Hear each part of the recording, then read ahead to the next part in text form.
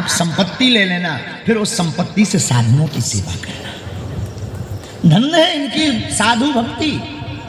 16 श्रृंगार करके श्री सीता सहचरी जी बाजार में बैठ गई।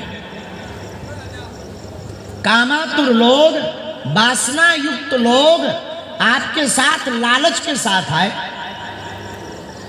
तो आपके पतिदेव श्री पीपाजी महाराज ने कहा कि देखो इतना रुपया लगेगा, तो वह कामातुर लोग रुपया फेंकने लगे। लेकिन धन्य है भक्ति का प्रभाव।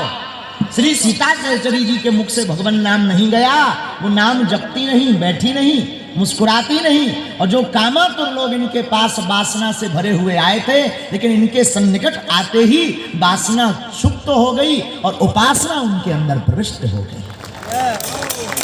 और चरणों में गिर करके जय जयकार करने लगे। सब भक्त बन गए और आपने फिर खूब साधु संतों का भंडारा किया।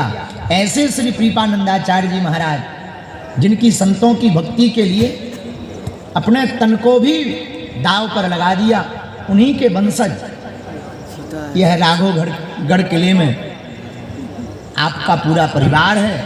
और आपके इस किले में चारों द्वार पर श्री हनुमान जी महाराज हैं, 4 जगह पर।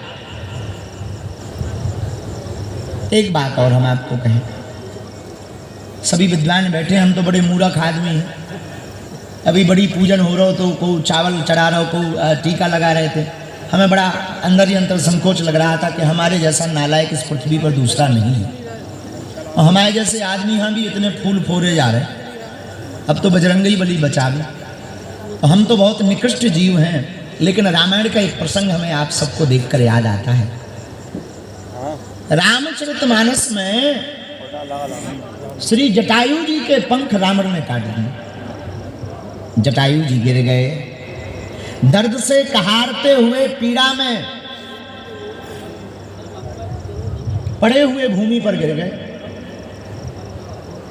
तो कान भरने वाले भी बड़े खतरनाक होते हैं। कान भरने वाले आए, बोले तुम दिन रात सीताराम सीताराम सीताराम सीताराम करते थे, लो अब कट गए पंखा, अब उड़ लो हलवा। बड़ा सीताराम सीताराम जपते थे, क्या कर लिया तुम्हारे सीताराम?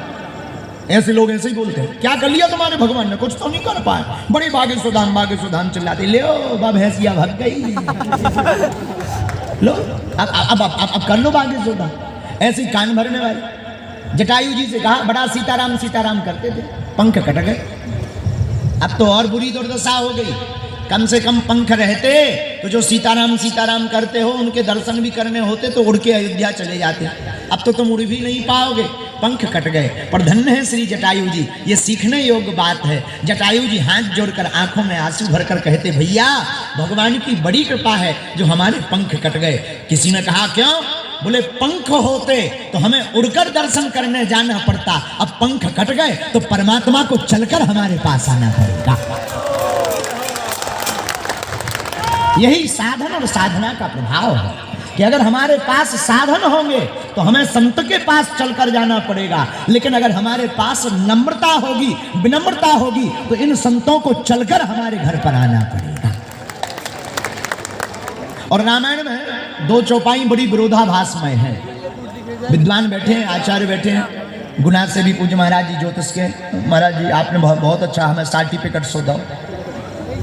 तो आचार्य जी आप सब विद्वान हैं। रामायण में 2 चौपाइयां हैं। एक चौपाई बड़ी विरोधाभासमय है।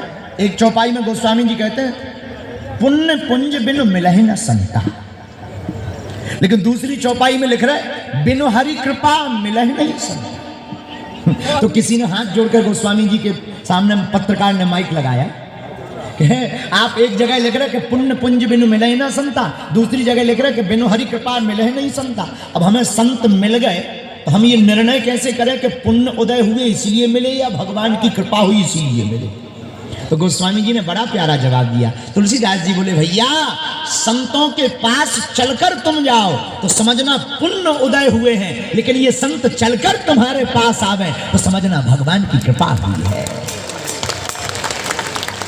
तो आज राघवगढ़ के इस किले में भी इतने महात्मा साहब पूज्य महाराज जी भी पधारे। हमें नाम तो काऊ के आउत नहीं है, वो अर्जी लगा भी कि टाइम नहीं है, नहीं तो नाम भी निकाल लेते। सो भाई भाई गाड़ी में धरो, सो बफरिंग कर है। इसलिए हम जितने भी संत हैं तो इन संत धन्य हैं। आज राघवगढ़ का किला, और आप सब भी बड़े धन्य हो। क्या कहना, राघवगढ़ के पगला ही पगला, राघवगढ़ के आदमी होते ही होशियार है।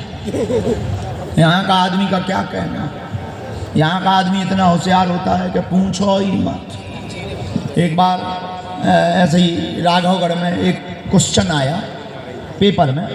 हमारा चेला चंगीलाल यहीं रहता है किले के नीचे। तो क्वेश्चन में आया, चुनौती किसे कहते हैं बताओ। तो चंगीलाल तो बुद्धि का तेज आदमी, राघवगढ़ का आदमी, साधारण तो होगा नहीं। तो क्वेश्चन में आया, चुनौती किसे कहते हैं बताओ। तो इसने उत्तर लिखा, आगे पढ़िए। पेज पलटाया, आगे पढ़िए। पेज पलटाया, आगे पढ़िए। फिर पलटाया, आगे पढ़िए। लास्ट में जब अंतिम पेज बचा उत्तर पुस्तिका का, तो उसने उत्तर लिखा, चुनौती किसे कहते हैं उत्तर, हमें पास करके बताओ, तेरे बाप में दम हो तो कर पास।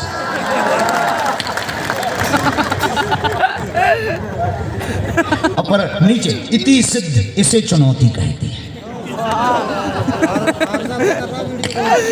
बाद में जब मास्टर ने वह कापी पढ़ी तो दिमाग खड़ा, लेकिन बाद में जब गांव का नाम पड़ा राघव पड़ा, बोले तो ठीक है।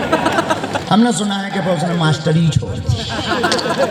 बाद में वो हमें भी मिला मास्टर, हमका कहो, अरे बोले एक कॉपी में ही फेल। हमका कहाँ की फंसी, बोले राघव, हमके तो ठीक है। हमका अब तुम पकड़ना भी बन, मास्टरी लायक तुम हो भी नहीं, ऐसे क्वेश्चन कौन देता है।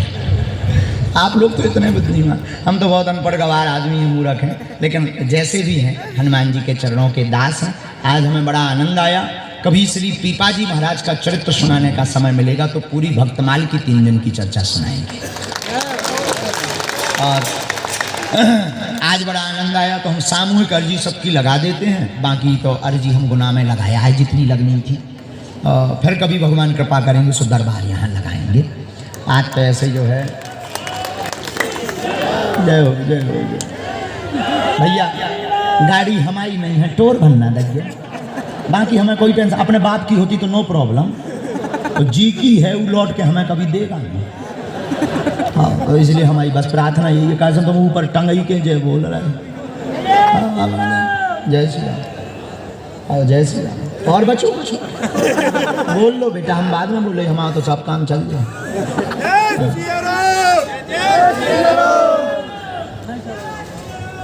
भारत हिंदू राष्ट्र की जय हो तुम्हारी। और बचो बचो